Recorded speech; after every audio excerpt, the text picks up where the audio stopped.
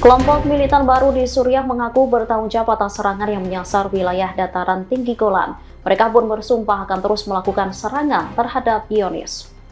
Kemunculan faksi baru ini menandai perubahan signifikan dalam dinamika internal dan regional negara tersebut. Kelompok itu mengonfirmasi keterlibatannya dalam serangan pada Selasa 3 Juni 2025. Diketahui serangan itu melibatkan 2 roket tipe Grad. Tembakan roket memicu sirine di wilayah Golan Selatan dan diikuti oleh suara ledakan. Kabar ini diumumkan juru bicara militernya Abu Al-Hassam pada Rabu 4 Juni. Abu Al-Hassam lantas mengeluarkan peringatan terhadap Tel Aviv. Ia menyebut Israel akan menghadapi kemarahan dari Suriah.